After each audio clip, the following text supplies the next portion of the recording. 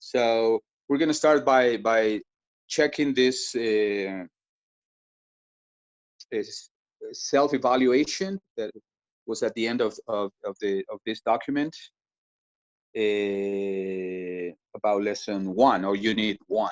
Okay, so just to make sure that the concepts are clear, that you know the differences, okay, among some terms that may be confusing.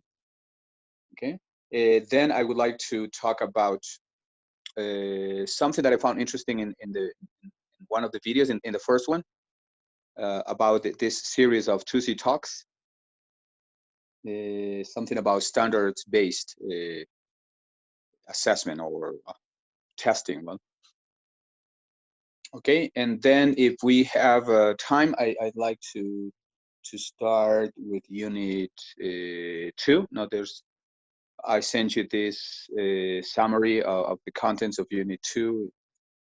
I think it was last Monday. So it's also in our WhatsApp chat. No?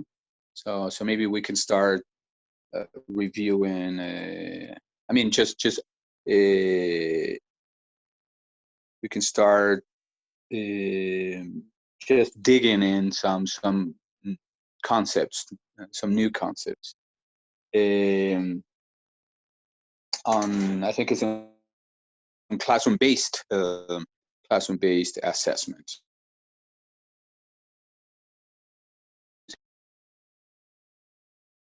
We want to provide the students with a variety of activities, you know, so that they keep concentrating in the topics that we have in the classroom, based on the book many times. So that's also something that interests us as teachers. Okay, yeah. So now this session is being recorded. So hello everyone. I hope you've had a nice day and a nice week. This is practically, well, this is one of the last classes. Now next Monday about next Monday. After class, I'm going to send you a list of topics that you for a presentation. Also, so Monday we're not doing a new class. We're not doing any new content and a new topic. We're doing a presentation. Okay, so I'm going to ask you to organize in groups. Well, I'll send you all the information. But basically you will make groups. I don't know if we are 25, 27. Abby, can you remind me how many students there are in our class? Yes, let me see. Yeah. So the idea is to divide them in groups of 3 or 4, no? And if something happens, it could be 3 or it could be 5, depending on, you know, if we're missing a student or if we lack a student, we can work it out that way.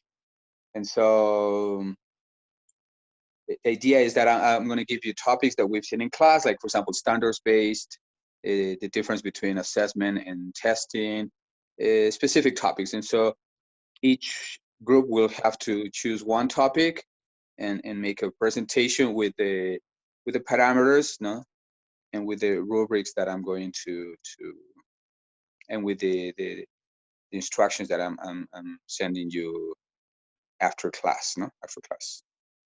Great. So how many students? Is it 25, 27? 35. 30? 35. Mm-hmm. 35, yeah. Well, because at the beginning we had only 27. I think more people were still registering. So if it's 35, then it should be 8 groups, no?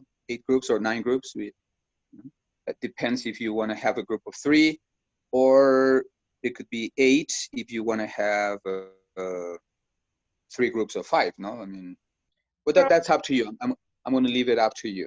Yes. I think we are 32 instead 32. of. Yeah, 32. So that is 8 groups, no? 8 groups of 4. Great. Yeah. So when I send you the information, then you send me the names of each members of the group,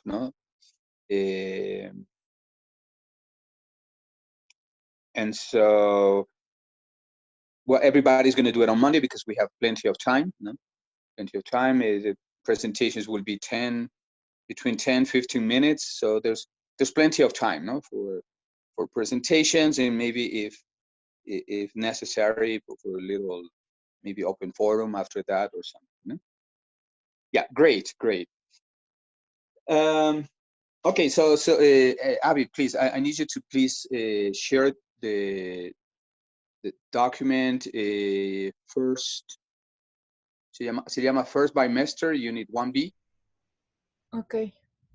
Yeah, and so we can go to the end, to the last pages.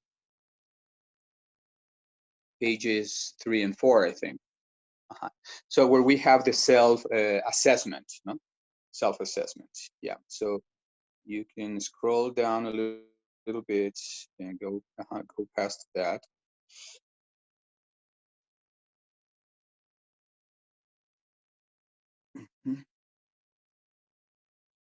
Can you go to the last page and see?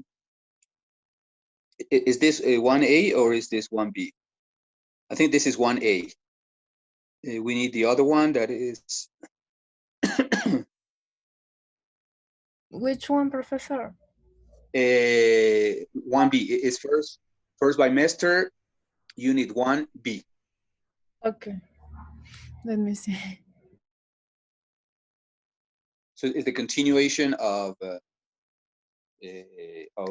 Unit 1, Unit 1. I divided it in two because when I want to upload documents to the UCE Virtual, sorry, usually Prof, I can upload those documents. Yeah, would you mind repeating the name of the document, please? Yeah, it's Unit 1. Se llama First Bimester, First BIM, Unit 1B. Oh, yeah. Okay. I got it. Thanks. First bimesters, first BIM, First BIM. Unit 1B. Yeah, that one. Okay. And so if you go to page 3, we have this little self-assessment, with a practical exercise because it's multiple choice, A, B, C, D. The first part is multiple choice. The second part is matching.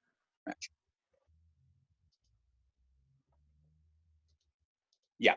And so the first question, I can read the question until the exact alternatives and assessments, and then you go all the way down. Yeah, right. Okay. So so what is a formal systematic? Is usually paper-based, paper and pencil, paper-based procedure used to gather information about a student's achievement. Is it a test, assessment, or an ongoing process?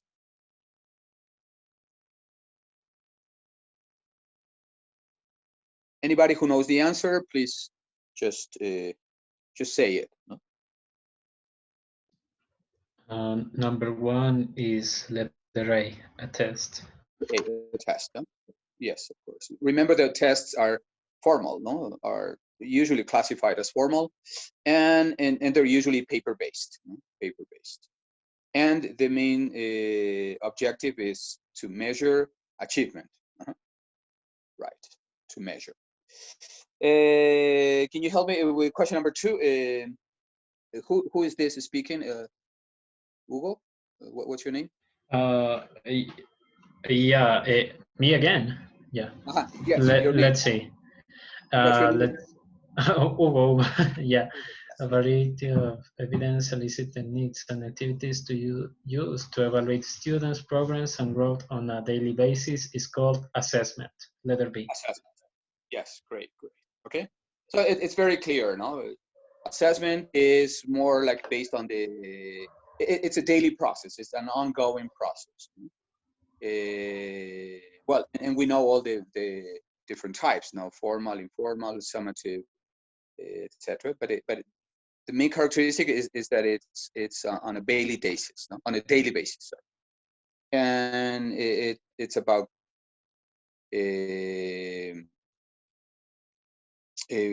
collecting, if you want to say, or collecting different evidence, no? Collecting evidence, eliciting techniques, no? To, in a way, to make sure that the student is making progress in the way.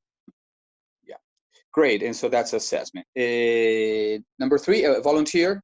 Abby, can you read number 3? Yes, Prof. Thank you. The primary role of achievement test is to determine whether course objectives have been met and appropriate knowledge and skills acquired by the end of a given period of instruction. Achievement test, no? Correct. Achievement tests. So basically, for example, the kind of exam that you guys have in los niveles de inglés, no? For example. No? Well, there are a group, most students have classes in the Instituto. I'm sure that they also have achievement tests. And also when you guys do Inglés 1, Inglés 2, the type of exam that you get there is usually an achievement test, because we teachers need to know if you're ready, you know, if you have understood everything, if you know how to use the structures, if you have achieved the objectives, the goals. So it's like the typical kind of English exam, no? English exam. Bro, I have a question. Yeah, yes. It could be a proficiency test. A proficiency is more designed to project to the future, no? And it doesn't take into consideration the instruction that the students have received, no? Proficiency are, for example, like TOEFL, like FCE, no? So they are not really based on the courses, the objective of the courses. Okay, what they want to measure is only what you know, no? What you know, but it doesn't have to do with the objectives of the particular course, no? Okay, bro. For example, TOEFL, for example, FCE, CAE, no? Those are our proficiency. And the main characteristic is that is regardless of the students' courses that they've taken, no? For example, someone that maybe has never had any formal instruction in English, no, but maybe they self-studied, no. There are people who learn a language on their own, no? And regardless of their courses or their formal education, they can pass a TOEFL, a PET, a CAT, no? One of those exams. Thanks, bro. Okay, you're very welcome. Okay, number 4, formal assessment. Formal assessments are, anybody please who knows the answer? B, bro, maybe. Formal assessments are exercises or procedures specifically designed to tap into the storehouse of skills or knowledge. Let's see, exercises or procedures specifically designed to tap in the storehouse of skills. Or maybe A. A, no? A. Formal assessments are used to evaluate students in the process of forming their competencies and skills, no? Yes, it's A. Yeah, and number 5, what about informal assessment? Professor, maybe Anybody? A. Maybe A. A, no? So informal is what we do every day in class, no? Okay, by asking questions, by giving some feedback, the main, this is non-judgmental. No? You don't make any decisions, not because one student failed answering a question, you're going to give him a 0 or okay, you're not going to make any decisions based on this. So it has no recording results, ¿no? O sea, nada que pueda ir al reporte del niño, ¿no? Del chico, ¿no?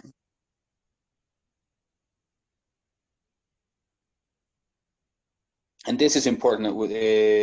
Here, performance is elicited without recording results, not card. No? Right. Okay, now for the second exercise, no, you have a question 6 to 10, and then you have options A, B, no, A through E. So each item, for each item, you have to choose the correct definitions, A, B, C, D, E, no?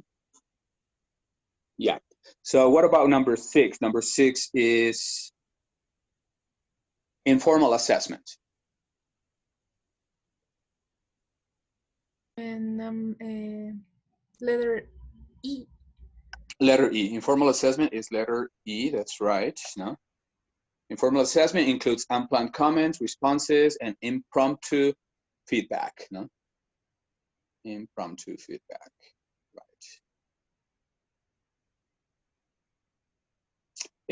What about formative assessment? No. Number 7. Formative assessment.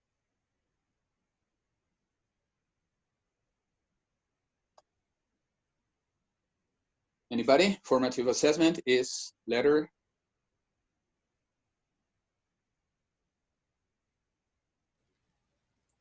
Maybe April. We all number 6 is E, no? Number 7, formative assessment is letter C. No? C. Formative. Formative focuses on the ongoing development of the learner's language. No? Prof, why cannot be the letter A? Uses tasks, meaningful, engaging, and authentic. They also call for integrated language skills.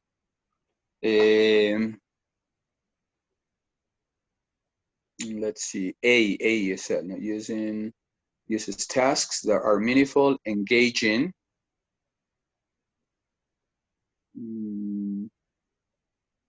Yeah. Well, I haven't thought about that. Tasks that are meaningful, engaging, and authentic. They also call for integrated language skills.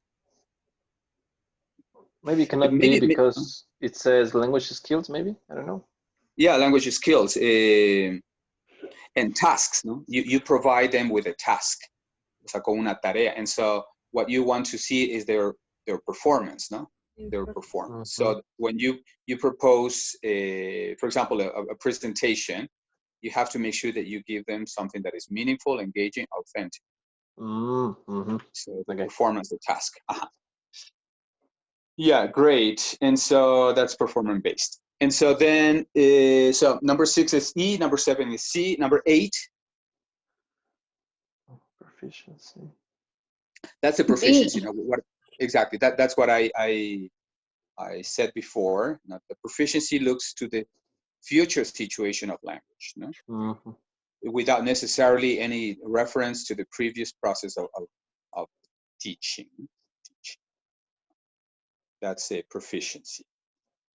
Then we have diagnostic tests. Letter B. B, no?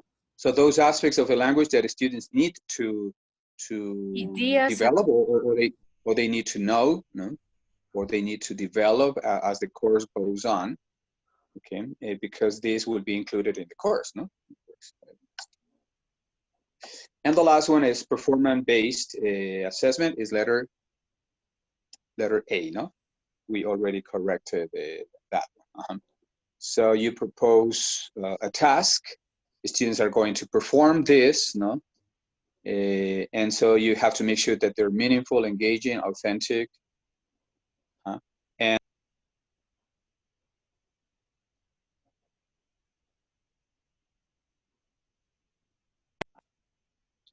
Great.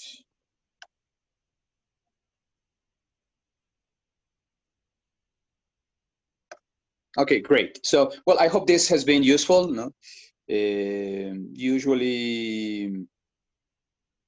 it's a good idea to do a little review, no, after a unit, and this kind of questions with options that might be sometimes confusing or similar is good, no, for practice. Great. Okay, and so now I would like to quickly refer to something I saw in this in the video about standards-based, and most important of all is that I noticed that there's a series of videos presented by Professor something, not Tusi, and so one is, for example, one that I find interesting. I haven't seen it, but I saw it on the list, is designing tests. No, so maybe it's a good idea for you to watch it, no, in your free time. And the one that you are proposed in the document is standards based. No, but there's a series. No, the difference between language and testing. Language testing and language assessment, the differences, designing a test, a language test, an English test, it says there. So, they're about between 20 and 30 minutes long, you know, but I think it's worth it. It's worth it's worth a try, you know, if you have time. Great, and so I'm going to ask, please, Abby, if you could open this video. And just well, we're not going to play the whole video. I just need you to capture the images, no? Where I want you to stop so I can make my comments, no? My comments. Yeah. So, but as Abby prepares the video, the first one is this video is. Prof, sorry for interrupting you, but No, would you mind repeating the title of the video, please? Yeah, the video was, okay. Let me see, I have it here on my desk.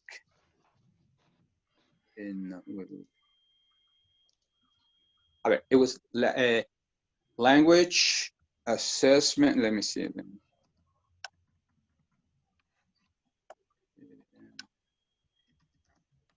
Standards-based assessment. Standards-based. It's with that man that you showed us. Okay. Yes, with Professor. 30 minutes long, right? Yes, that one. Yes, standards-based. Okay. Standards-based assessment. That's it. That's it. Yeah. So first, I'd like to start by asking you, what do you understand by standards? No, standards-based. Open question. No?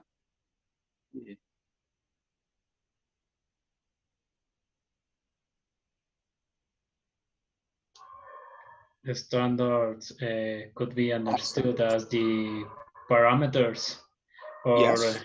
Yeah, it's like the how can I say that? It's the quality that we want to, the quality that our teaching needs to achieve, and the goals that we must aim to. Exactly. Yeah. That's my perspective. Yeah. Okay. Good. Yeah. Standards. Okay. Anybody else who has a definition of standards?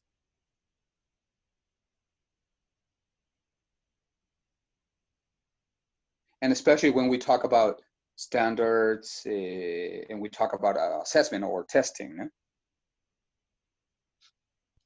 Yeah, exactly. Yeah.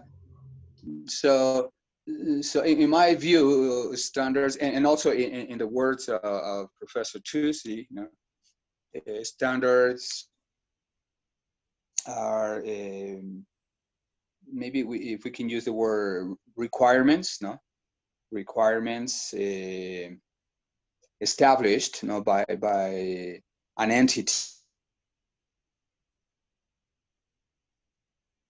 you know, a higher entity. Yes. Was looking for the word that you said, the Okay. standards Yeah. Great. based. Sure. Please go Yes. ahead. Please, So can you read it? yes, that it lets the students know against which criteria you will judge their work and the standards attached to each of these criteria. It tells the students what performance is required and allows you to make comparisons between students based on their achievement of the standards. Great. Yes. That's okay. Yeah. Much better. No, you saved me all the talking. Great. Yeah. And so, and why are standards important? For example, in assessment, in English, well, in basically in assessment or in education.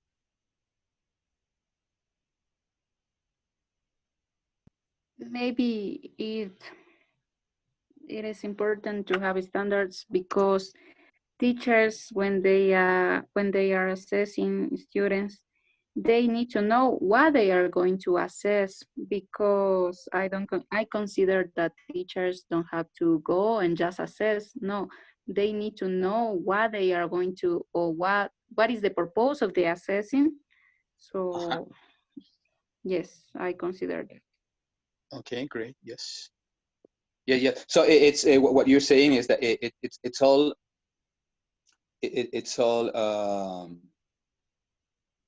a group of components, no? For example, first you set the standards, no? For example, the government would set the standards, or some entity, you know, for example, sets the standards for the different levels of or the different levels of education. For example, we have the standards for primary, for secondary, or if you want to go have, for example, para el nivel A1, you have these standards, A1 or A2. No, you have standards. Yeah. So a higher entity, una entidad más grande and with the expertise sets the standards, and the idea is that we have some tool, no, to for example, it's the tool that we need to start, for example, organizing the curriculum, no? Because we need students to achieve some standards. You propose a curriculum, no?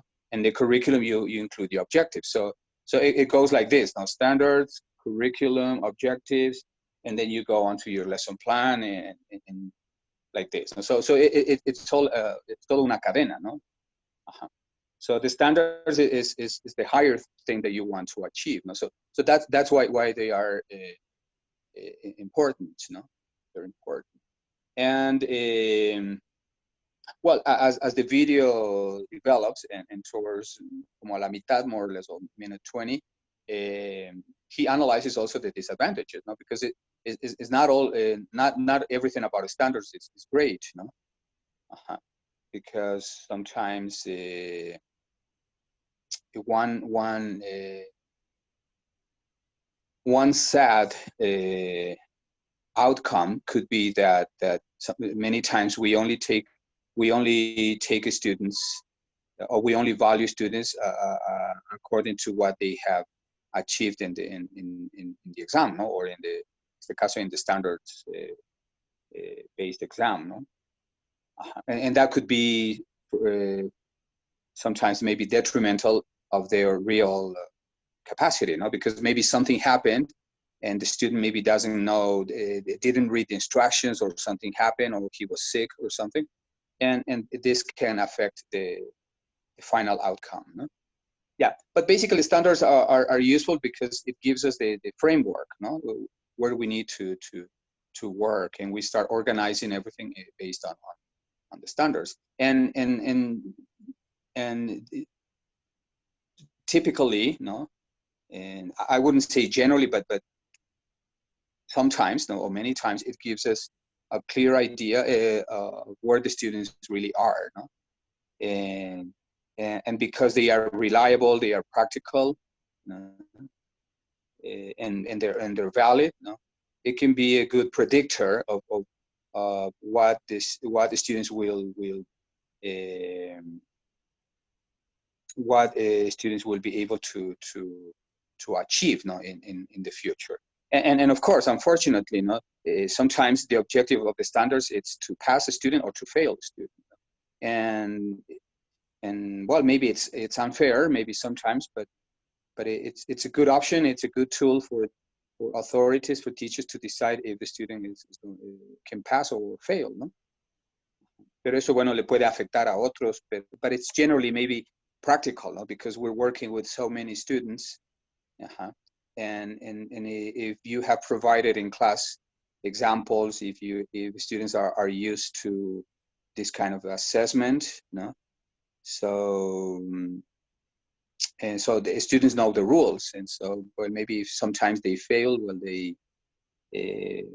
well, maybe it's because they're not ready, no? They're not ready. Great. And so well, most of the video, for example, from minute 5 to 15 or 20, they talk about only different standards in the US, no? And well, that's not really relevant for us, no? But then if you can point the video at maybe 20, I wrote it down here.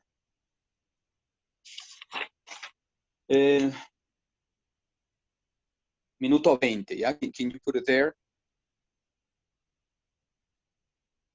Yes, Prof. Can you hear the sound? Yeah. Okay. Yeah. No. I just I don't. Thank you very much, but I don't really need the sound, because I understand that you either watched this video, or now that you surely will be more interested. I'm sure you're gonna watch it. So just put the cursor in minute 20 so we can have the picture. For us.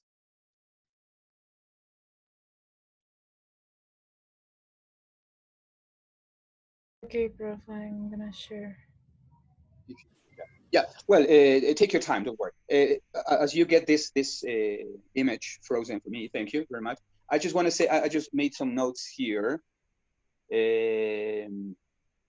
before we explain this. Before we explain that slide, no? Standards are set, okay, at a higher level, no? At a higher arena, he said, no? And then, of course, for example, we have standards in our own school, no? So you always respect the standards of the government. Si luego hay standards that son locales, maybe for a certain kind of school, and then for your particular school, and you as a teacher also, no? You try and set your standards for your class, no? And well, that's another topic, no? But also hay ese tipo de standards, no? Example of standards are, for example, in the exams, for example, in the TESOL exams, no? In the ESL, and this kind of ESL exams, for example.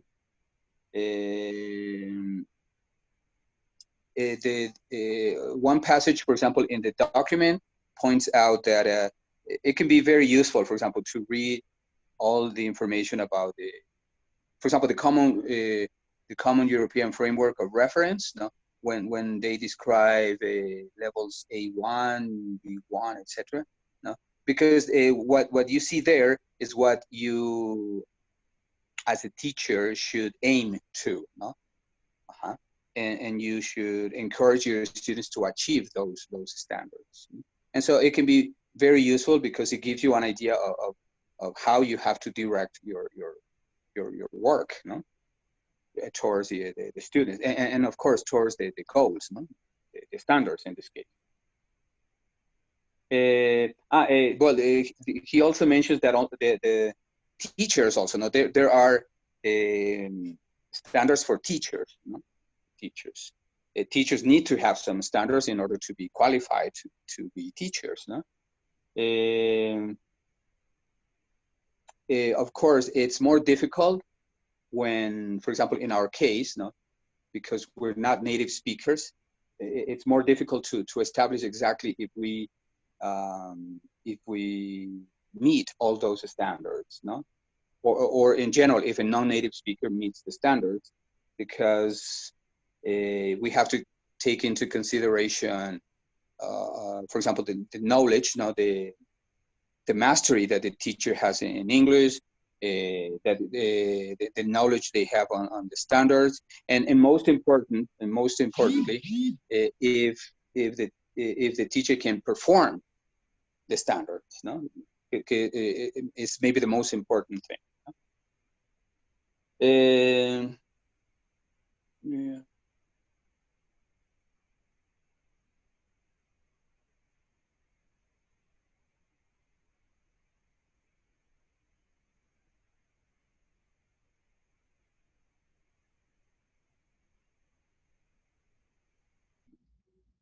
Prof, I can't hear you.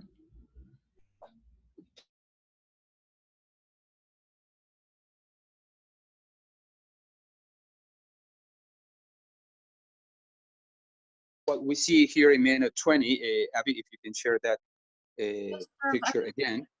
okay. I had some problems with my internet connection, but now it works. Okay, great. Yeah. Yeah, if you can display that video, what we see there is students. That one, exactly. Can limit curriculum. Yeah. So what we have there is the consequences, no? And maybe this is the most important thing for us, no? As teachers, no? Negative consequences están ahí, no? These tests can limit the curriculum to satisfy the test. So what it means is that sometimes, for example, in some institutions, because teachers and the students know that they will have this super test at the end, so they teachers forget about the curriculum and they only give students training in the exam. No? They forget about the curriculum, they forget about the informal assessment, the formative assessment, and they only have preparation on the exam. Por ejemplo, esto creo que puede pasar maybe cuando tienen el bachillerato internacional, maybe, ¿no? The famous IB, ¿no? International Baccalaureate.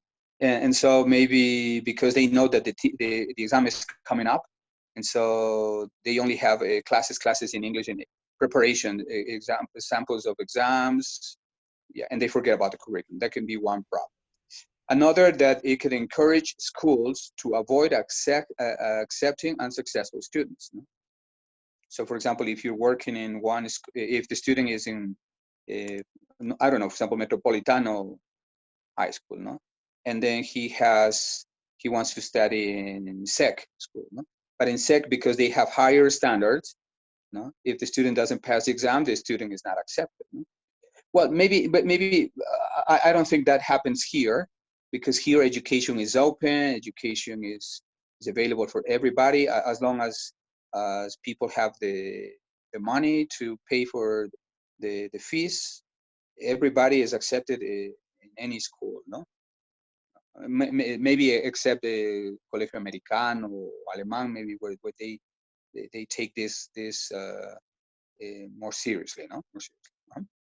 Then another one is that students, no, and even schools or teachers can cheat, no, and it's true, no. Students get desperate because they need to pass the exam, and so they start looking, no, for people who have the answers. Okay, sometimes they pay, no. Teachers sometimes know the answers, and sometimes they charge money for the answers. all these things happen. Of course, it is totally unethical, but it happens, and it happens very often. No? And then it can have a negative impact on hardworking students. No? So maybe students are trying hard and hard, but because of their background, because of the schools where they, or because of their limitations, maybe in English, they are set aside. No? And so obviously they're going to have this negative watchback. No? Eso se le conoce como consequential validity, no? Consequential validity. Uh-huh. And then also, well, not only are there negative consequences, no, there are also positive consequences, no? And so positive consequence is that they are typically, this type of test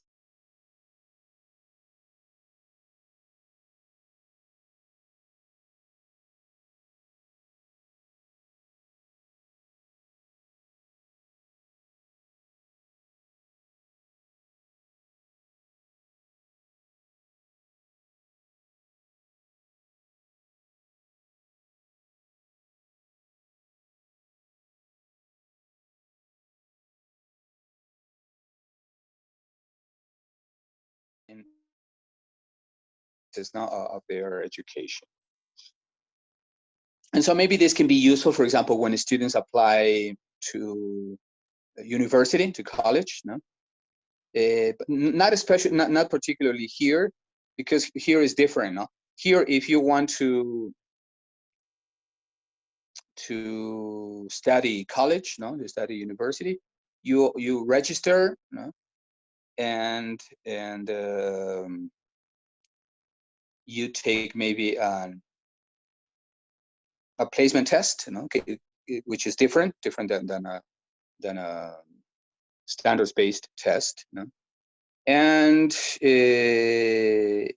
even if you go to level 1, even if you don't know any English, you go to level 1, and maybe in 1 or 2 years you make some progress, and maybe you can at some point you will pass your English exam and graduate, you know? Yeah, but in other countries, for example, if you don't know the language, if you're applying for a certain beca, or if you're applying for a certain university, a certain career, and if you don't achieve the score you need, then you can't study, no? Pero a la larga puede ser bueno, no? Because authorities are saving themselves, no, time, and they're saving you time, no? They're telling you that you're not ready, and so maybe you should go back to have more classes, no, and apply again when you're ready, no, when you're really ready. And so it can be positive, but maybe if people don't have money for these courses, if people don't have much time, they can perceive this as a negative impact, no? Right. Uh-huh. And so our role as teachers, no, is to think about all these variables here, you know, and positive and negative, and well, of course, also think about our reality, you know, so what where students really are, okay, and well, for example, typically we don't have a standards-based national exam in English, no? El único standard exam that they have in schools is the exam by the government, no? Uh-huh. So, but if you want to incorporate this in your class or in your school, if your school wants to incorporate this, you have to it's not easy, no? It's not just the work of the teacher, no? It's the work of all teachers and the work of experts in curriculum design, and it has to be it's a number of people working there, not towards the standards. It's not something that you do one day because you have the textbook and you are going to set the standards, no? Right.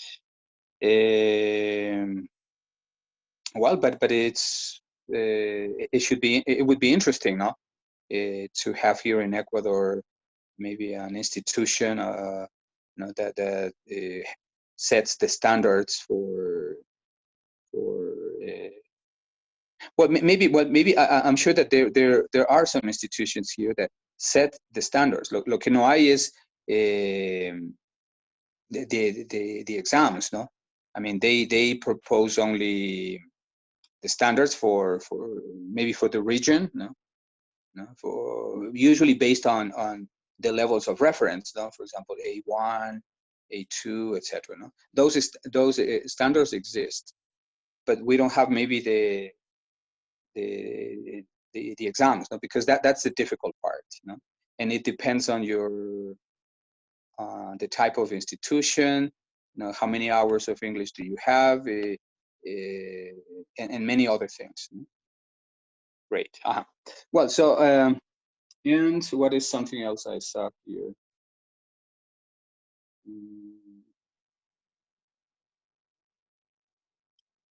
Great.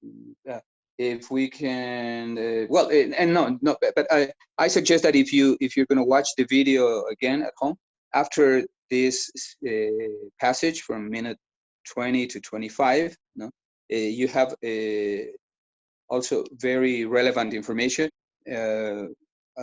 around minute 26 to 30, no, where he asks questions about how useful standards based really is, no?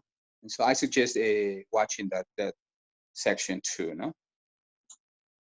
Okay, so thank you very much for sharing the video on the screen, no? And I suggest that you the next video you should watch is no aparece ahí, parece language assessment, designing the test, no? All of them are very useful. Great. Okay, and so Avi, could you now please close this document and then share this one, no? Which document, Professor? Because I have Yes, unit 2, classroom based. Unit 2, classroom based. Okay, so we're not going to watch the video, right? No, we don't need to watch the video. Like I said, no, you have the weekend. I'm telling you that the most important information is from minute 18, no, or 20 on, no. The first part is not really relevant, and so, but watch it, no, watch it. Not everything is. I mean, you're not going to use all the concepts. It's not something you're going to do tomorrow in your classes, but it's good to know, no, what happens in other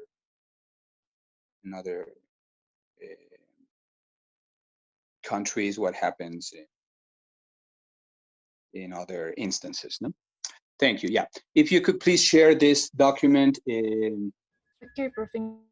que dice first by let me see the name, but it's unit 2, I think. Unit 2, classroom based.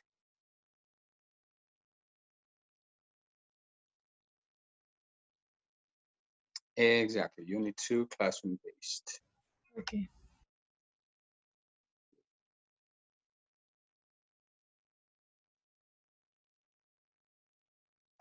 Okay, can you see it? Thank you. Yes, I can see. Yeah, I was just preparing the same document here in my computer. Yeah, great. Thank you very much. No, so classroom based, like I said before, is what we do in class. Not the activities that we prepare, assuming that they will be useful, no, to achieve the goals proposed in the curriculum, or in each lesson plan. Yeah, and so here we have a list of questions, no, that teachers usually ask themselves, no, before assessing students. So maybe they can help us clarify this. So I need a volunteer, please, to read the questions.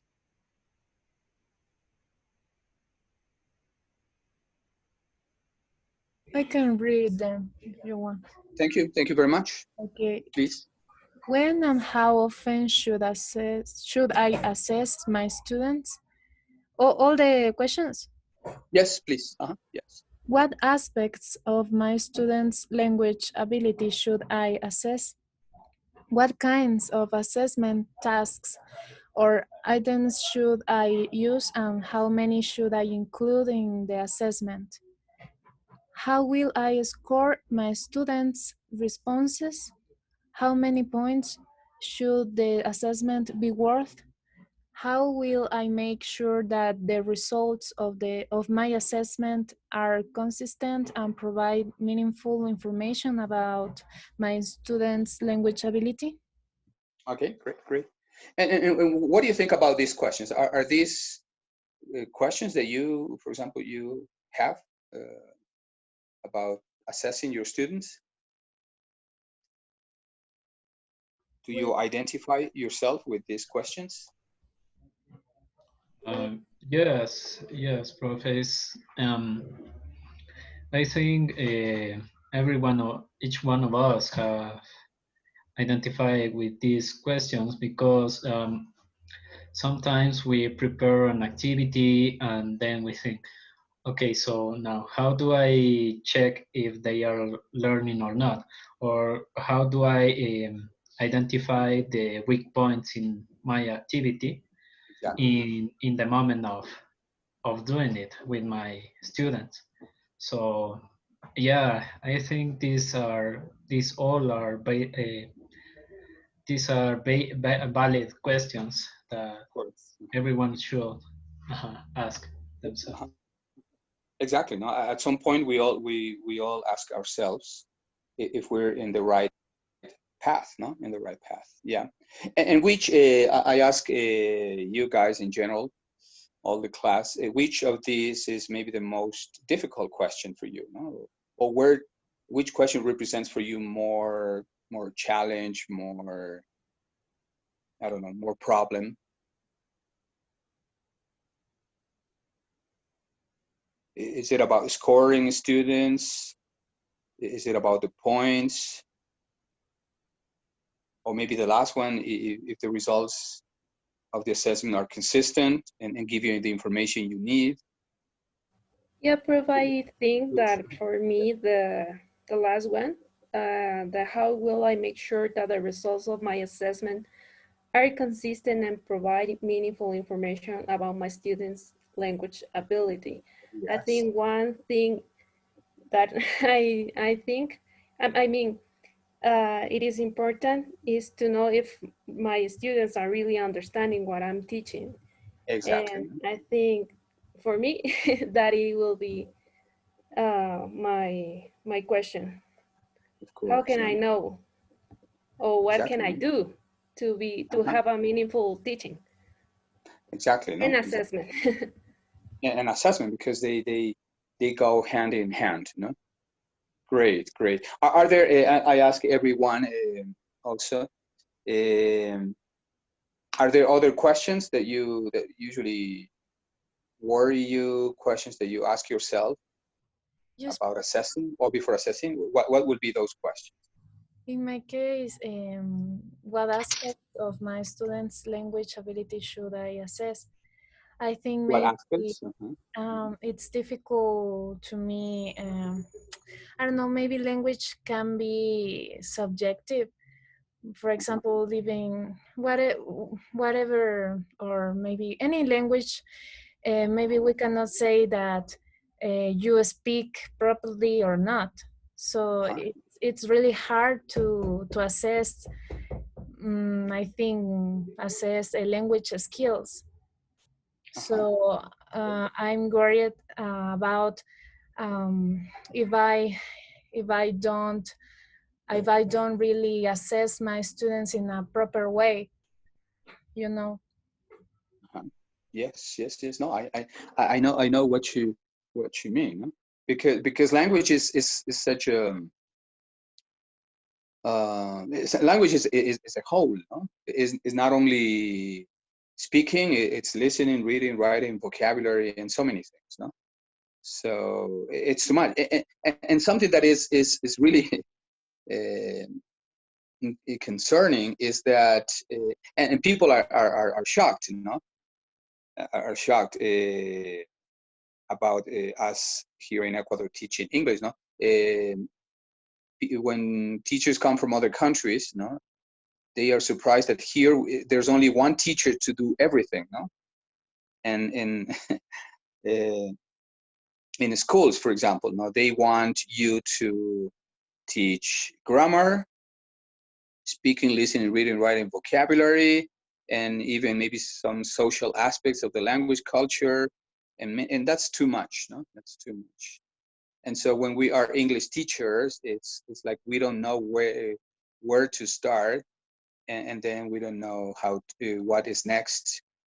And like you said, no, I don't know. When I was an English teacher, you know, for example, even at university, no, that is maybe it's a little more formal, let's say, yeah. You know, I had the quizzes in the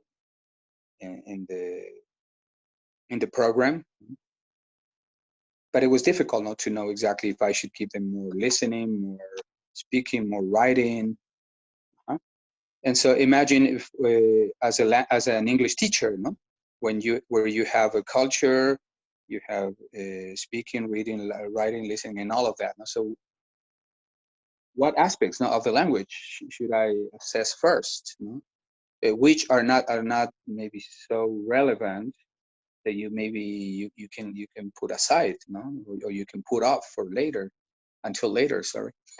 So those are serious questions, no.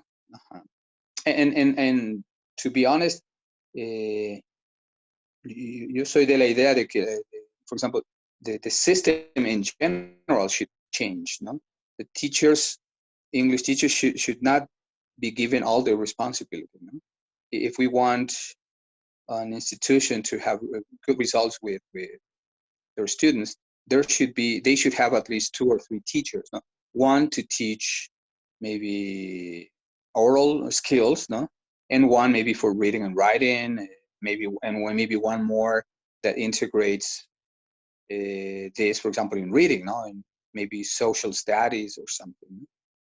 So then everybody will, for example, be in charge of assessing certain aspects of the language, for example, only reading, and maybe you as the speaking teacher or the oral skills teacher, you prepare assessment only listening and speaking, no, listening and speaking. Because otherwise, no, think about how much work we have, no?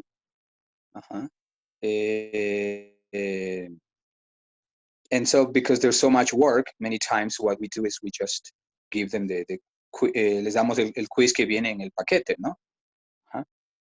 And also remember what we talked in the last class, no? All this bias, no? Todos estos prejuicios, the beliefs that people have, the teachers have about assessing, about alternative assessment, no? All the difficulties that the teachers have, no, lack of training, lack of time, lack of resources, no? All these difficulties they have to overcome to come up with one, no, extra activity for assessment. Now think about it, exams, no, exams that should have listening, reading, writing, vocabulary, and then an oral exam, no. So it's just too much, no, too much. Great. So maybe if we can go on here and go into yeah, I'm going to read this passage now, which presents the topic here. No? As we can notice, no, teachers' concerns about classroom assessment are focused on the issues they generally consider for assessing students that are reflected in the previous questions. No? It's interesting that the authors believe that these questions are related to very different assessment issues, but they're all interconnected. In this sense, there are some considerations to have in order to answer the questions. For example, focusing on the assessment tasks to use. ¿No?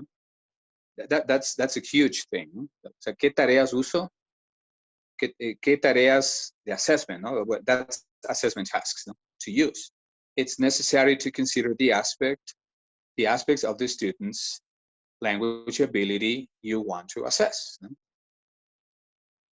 To determine when and how often you want to assess the students, it's important to consider what you will do with the information obtained from the assessment. According to the author, answering these questions individually do not support in providing an integrated approach to assess students. No? So it's more complex, no, than it looks. No? If you think about each of the questions, no, behind each question there is a purpose. No, there is a purpose, and there's also there's a complete chapter. I don't know if it's in this book, assessment in the language classroom, or maybe it's in the other book. No, I think it's in the other one, in language for assessment for language teachers, for classroom teachers. There's a complete chapter about decisions, no? Decisions.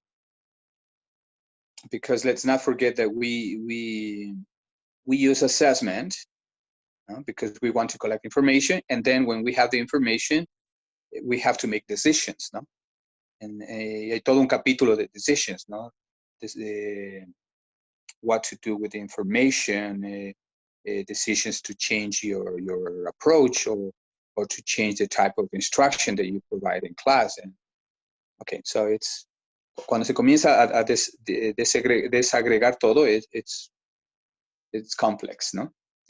So therefore, it says they propose an approach that will help you be aware of what are the beneficial consequences you want to help bring about by using an assessment.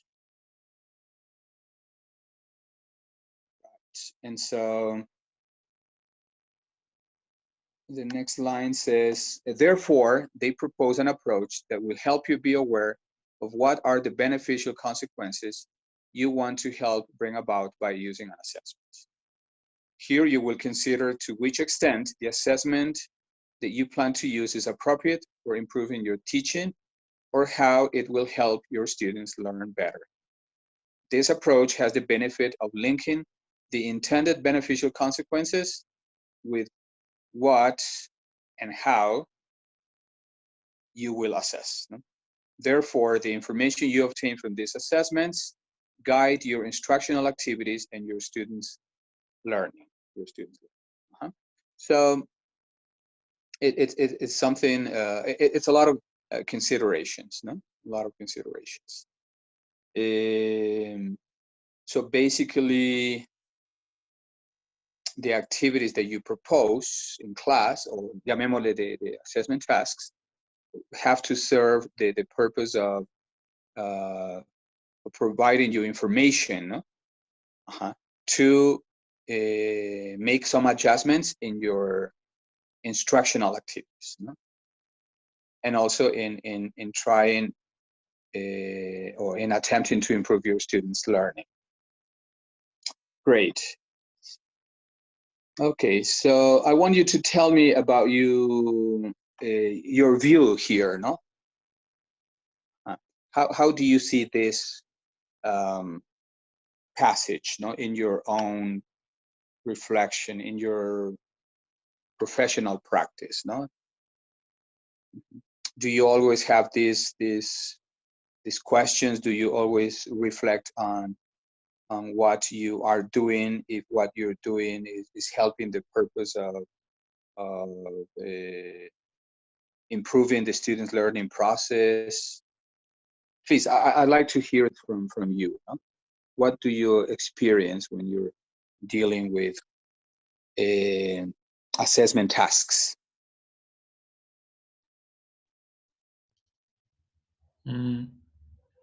Please. Yeah, I would say that mostly we experience a gap between what we have Yes. planned to assess and the reality of the conditions we have. Yes, good. So, for example, we could have planned the class in this way. For example, okay, I will give them the instructions. I will spend like 10 minutes in that. Then I will make them do some activities in 20 minutes, and in the rest of the class, I will dedicate myself to assess them. However, in reality, you see that sometimes your students do not comprehend the topic the way they should, so you have to spend more time doing that. Therefore, the assessment process needs to be adequate to these to these conditions. Yes. Yeah. So in this way, I think that we must be prepared to. I wouldn't say to improvise, but to identify which points to assess and which others to reinforce later. So that's what I think. Okay, great. No, great reflection, no? Great reflection, and I'm sure like you, many students, if not all students listening now, have experienced the same, no? The same, no? That there's always a gap, no? What the goals are, no? Or maybe what the standards are, but comencemos with the standards, no? Because supposedly you're working, te dicen, va a trabajar con el nivel A1 o A2, but when you take the students, they're not really A2, no? They're A1, no? So beginning with that, no? And then the objectives that they are planned, no? And then you think about activities that will serve the purpose of the objectives, but then you realize that the objectives are not right because the students are under, the level that they are supposed to have. And so then you find yourself readjusting the activities because the standards are too high and then the objectives are unrealistic, and then you end up reviewing things. And so yeah, sometimes it can be even it could be exhausting, sometimes to readapt the tasks, readapting even the activities, or y al final many times the quiz, no? The test. Great, thank you very much for sharing that, sharing your concerns. Yeah, then okay, we're going to do 2.1. We're going to do 2.1 and then 2.2, no? And we're going to stop there, 2.1 and 2.2. And your homework will be to do 2.3 and 2.4. And maybe the activity, I think there's at the end, I think there's an activity for 2.4, no? Yeah. And so we should finish by 7:30, so you can have the rest of the time for you to maybe watch the video or relax and then resume the topic maybe after dinner or something, no? Great. So 2.1 shows us these questions, no? Exactly, no? Those questions, the following 3 questions that serve to be aware of how language assessment functions are part of language teaching, no? So 3 questions that we have to reflect on. What is language teaching? What's language teaching? Why do I teach? No? The first big question. Second, what is language assessment? No? And why do I assess? And then what are the similarities and differences between language teaching and language assessment? No? Because at some point, they overlap. No? They overlap. but of course they have their differences, no? Their differences. And I think that this book, no, que está en PDF, but it's, I don't know if it's available in PDF, but hay un link, there's a link that I gave you to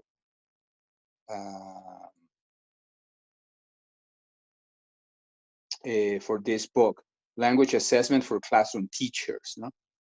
Over there, you're gonna find information about language teaching versus language assessment. Y hay unos videos también, language teaching, language assessment, that you can watch. Okay, and so number 3, the similarities and differences, no? Yeah, and so as you can see here in the next paragraph, it says, read, no, the information in this book, no, language assessment for classroom teachers. Ahí hay un capítulo for about language teaching and language assessment. Is that book for free? Because I was checking the other day a link Yes. which Abby sent us to the group, and I found that that link is for a book that we have to pay a membership or something. Yeah. Well, if you can maybe find, if you can look it up and maybe find another, maybe find a book for free, a PDF, because it can be, some of the concepts are taken from that book. The link that I sent you, gives you only the access to an online version, but you can't download it, no? I think it's free, but you have to read it there. You cannot copy or do anything there, no? Yeah. Prof, would you mind repeating the name of the book? Yeah, it's language assessment for classroom teachers. Language assessment for classroom teachers. Abby has a photo. Abby, if you're listening, can you send the photo to the WhatsApp? Yeah. Okay. The photo of the book. No. Sorry. No. I'm going to take a photo now, and I'm going to send it to the WhatsApp, because you probably need this last edition. Here's a photo.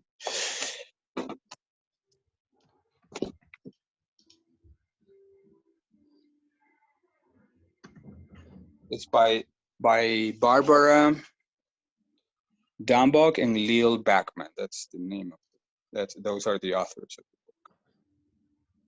Yeah. But let me see now.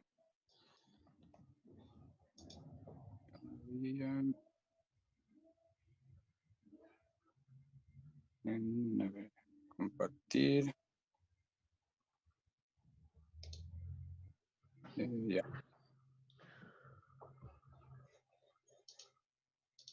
I remember that the first day when we created the chat, I sent you only a link, no? A link. So if you click there, maybe you should be able to read the book, but you cannot download it. You can copy, paste, nothing, no? But at least you can read. But if you find maybe the free version in PDF, great, no? Great. Yeah, I was looking for the pages here for the difference between decisions, consequences. Why do we need to assess the students? Language teaching, yeah, it's on page 8 to 10. Pages 8 to 10. There you have language teaching, language assessment, similarities and differences between language teaching and language assessment. Yeah. Yeah, from page 8 to 10. Great.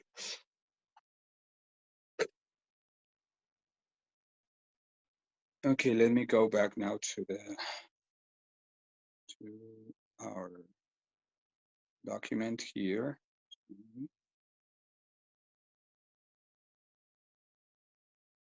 Yeah, great. And so going back to the document, no, so for example, when we finish this class, no, in 10 minutes, then you can Google that book, maybe read that. No, it can be very useful. Yeah. So while you were, let's continue reading this. No, after analyzing, where's that information? Yeah, the information. Let me see that. Yeah. So after analyzing the information, read pages 8 to 10. No, in the book Language Assessment for Classroom Teachers. Pay special attention to language teaching and language assessment, similarities and differences. No? While you're studying the topic, you have to find information about language use tasks, language teaching, learning tasks, and about language assessment tasks. Language assessment and classroom-based language assessment as well. To increase your understanding, it's important you make a chart. You can make a flow chart that includes the characteristics of these topics. Yes. Yeah, sorry. Would you mind repeating it again? I got lost with. Yeah. What I said is that once you find this book, you know, read pages 8 to 10. Okay. Page 8 corresponds to chapter 2. Okay, chapter 2 is using classroom-based language assessment, and the first part is about language teaching versus language assessment. So read pages 8 to 10. Hay un cuadro on page 10 where you have teaching and assessment, and you have the similarities and differences there. So pay special attention to that, no?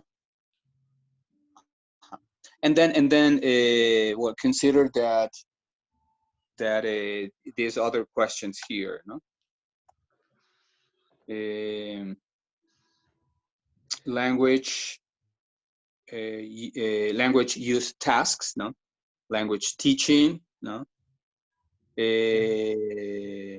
And the subsequent topics here, no? in the book. Prof. Yes. Well, maybe would you mind taking some photographs of these pages? Sure. So yes, good idea. Good idea. Yes. Yeah, thanks. No, that's a good idea. That's yeah. great. I'm going to do that right now. Thanks.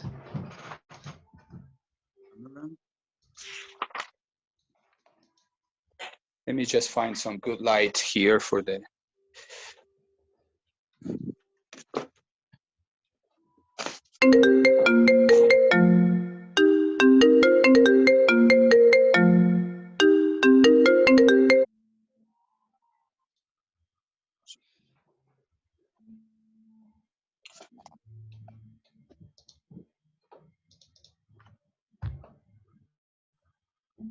And like I said, if you can find the PDF free, it's much better.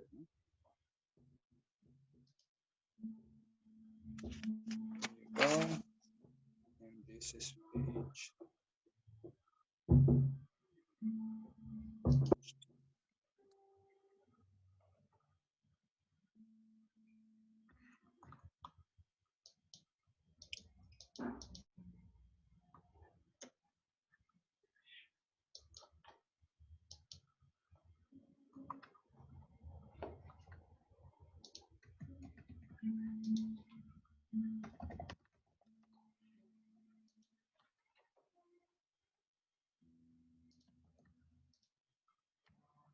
Yeah, well, I don't know if the photos are very clear because, you know, I'm working in my bedroom and there's not very good lighting here.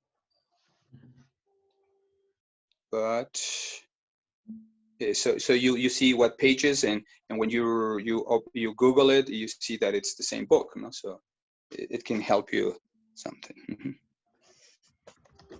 Yeah. Yeah, and I suggest that after reading these 3 pages, no, also you take a glance at decisions made, no, on the basis of classroom-based assessment, the decisions that you need to make in the classroom, because after you contrast, you know, this teaching and assessment, of course you need to find out what is missing in your class, no, or what it is that you have to change. And so you need to make some decisions, important decisions in the classroom, no? And so, well, there's this is an interesting chapter, no, concerning exactly to what we do in class as teachers, no, as teachers. So. Right, and so so here we have it. There's yeah, in the next paragraph it says, in addition, analyze the information in an article. Well, well, I don't know if you have a time to read the article here. Es an article in PDF. No, ahí está el nombre. Se llama Language Testing and Language Teaching and Language Testing. I think it's pretty much what you are going to see in the book. So, right. It gives you information about the topic. And so these resources are important to help you reflect on the importance of classroom-based assessment. Pay special attention to what you think about language assessment now that you have studied about classroom-based language assessment than before. No? So the idea is that after reading all this material, you reflect on your practice as teachers. No, are we doing what we are supposed to do in class? Is all that we are doing serving the purpose of achieving the goals that we have for our classes, no? And how can we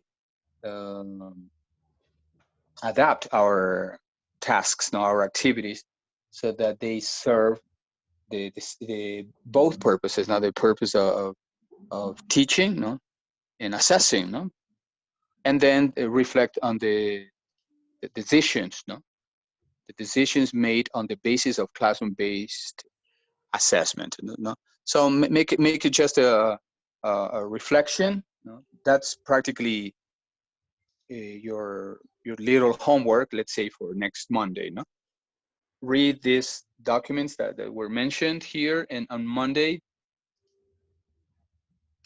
hopefully we can have a little talk, a little open forum, and with your experiences as teachers, no, and maybe propose some alternatives, no, if possible. Of course, each case is different, and but at least we can make our comments. We can, based on what we have read, or if someone has more experience. Sometimes you don't have to be all knowledgeable, no, about the literature in the books or in the academia. No, sometimes what your experience is more valuable than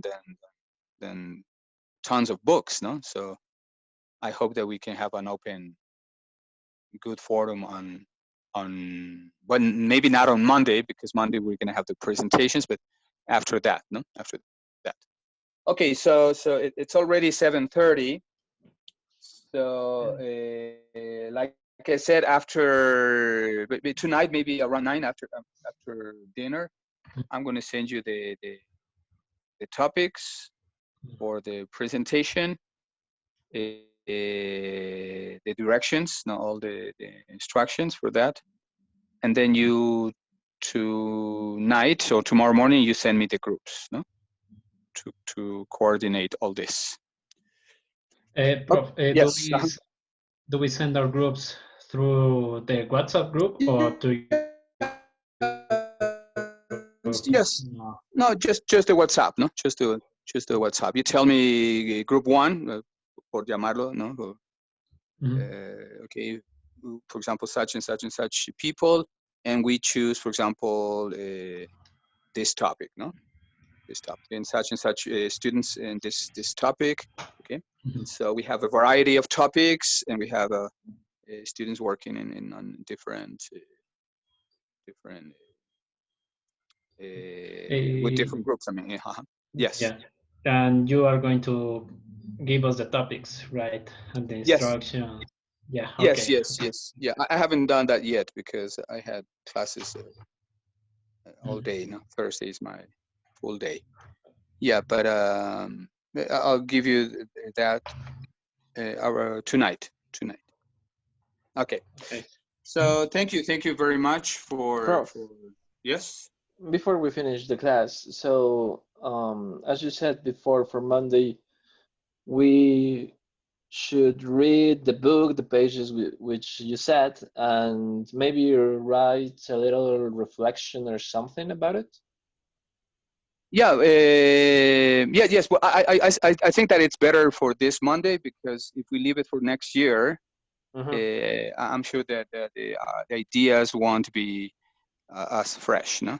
So do it for Monday. We can spend maybe 15 minutes, no, or so, discussing your views. I think it's a very important, very interesting topic. And then until people prepare until everybody's present and they have all the materials for the presentation, then in 15 or 20 minutes we start the presentations. Okay, Prof. There's nothing more for homework, I think right? it's a good idea. Okay. Yes. Nothing else. Prof, Okay. I will share all the groups when they are organized. Could you repeat that, please? So I will share with you all the groups when they are organized.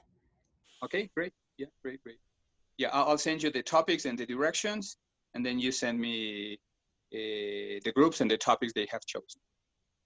Okay, Prof. Great. Thank you very much. Yeah, and thank you all for attending tonight. Yeah, I hope you're not too tired, and I'll see you on Monday then. No? Enjoy. Have a nice weekend also. Tomorrow's the weekend. Thanks, Prof. Thank you very much. And don't hesitate if you need something, if you want some clarification, anything, text me or call me. No? Thank you very much. Thank you, Abby, for this session, for your account. Okay, Prof. Thank you, Prof. See you. So see you on Monday. Take care. Okay, Prof. Goodbye. Goodbye.